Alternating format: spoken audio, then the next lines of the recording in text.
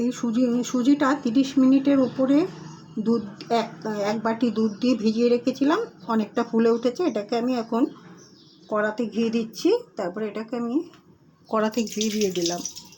এবার এটাকে আমি ভালো করে দুধটাকে ভালো করে শুকিয়ে নেব, একদম ঝরঝরা করে দিচ্ছি। এই যে এবার ঘিয়ের মধ্যে এবার সুজিটা দেবেন, দিয়ে ক্রমাগত নাড়তে থাকবেন। যখন দেখবেন যে সুজিটা পুরো ড্রাই হয়ে গেছে একদম, তখন এটাকে নামাবেন। এটাকে একদম এরকমভাবে দুধটাকে পুরো শুকিয়ে নিতে হবে, তখন সুজিটা অনেকটা ঝরঝরা দেখুন হয়ে এসছে। তবু আরেকটুখানি নাড়বো। এটা খুব লো ফ্লেমে করবেন, হাই ফ্লেমে কিন্তু এটা একদম করবেন না। গ্যাসের ফ্লেমটা যেন খুব লো থাকে, তবে এটাকে ভাজতে একটু সময় লাগবে। এই যে সুজিটাকে আমি অনেকক্ষণ ধরে লো ফ্লেমে এরকমভাবে ভেজে নিয়ে তারপরে এরমভাবে ছড়িয়ে রেখে দিলাম। এবার চলুন কী করছি দেখুন। এবার দিয়ে দিলাম অল্প ঘি, আর এখানে আছে আমন্ড, কাজু, কিশমিশ, এগুলোকে একটু ঘিয়ে ভেজে নিচ্ছি। প্রথমে দিয়ে দিলাম আমন্ড,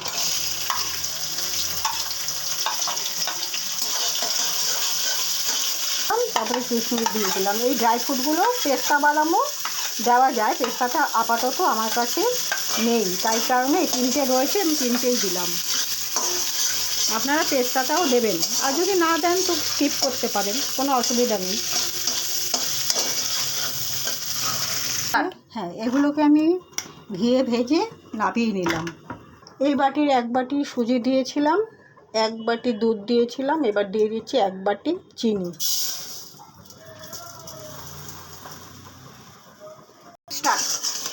চিনিটাকে এরকমভাবে একটুখানি তেলে নিলাম, অল্প একটু। এটাকে একদম লালচে লালচে টাইপের করা হবে, তারপরে আমি সুজিগুলোকে এর সাথে মেশাবো। চিনিটা ভাজতে ভাজতে দেখুন এবার গলে গলে এরকম হয়ে যাচ্ছে, এটা একটু লাল মতো হবে, তারপরে আমি সুজিটা অ্যাড করবো এর সাথে। দিয়ে দিচ্ছি একটু দুধ, তাহলে আরও ভালোভাবে এটা লালচে আকার ধারণ করুক।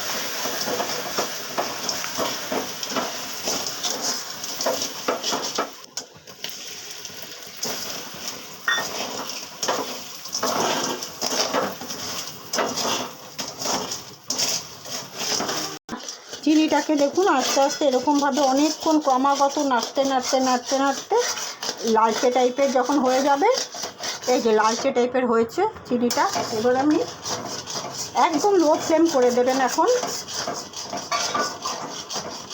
করে দিয়ে এবার আমি সুজিগুলোকে ঢেলে দিচ্ছি আস্তে আস্তে, দিয়ে ভালো করে মিশিয়ে নিচ্ছি।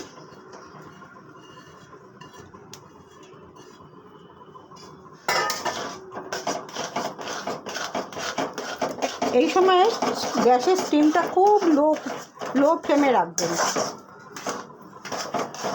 দিয়ে দিলাম ড্রাই ফ্রুটগুলো,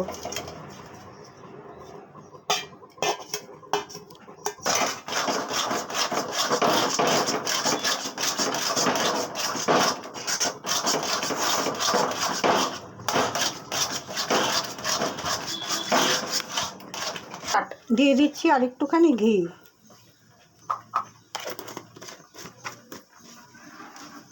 খুব লো ফ্লেমে অনবরত নাড়তে থাকবেন। যখন দেখবেন কড়া থেকে ছেড়ে এসছে, তখন বুঝবেন এই হালুয়াটা তৈরি হয়ে গেছে। আমার হালুয়াটা তৈরি হয়ে গেছে, দেখুন ঠিক এরকমটি হয়েছে। আপনারাও অতি অবশ্যই এই পদ্ধতিতে করে খেয়ে দেখবেন, খুব ভালো লাগবে। আমি আমার ভিডিওটা আজ এখানেই শেষ করছি।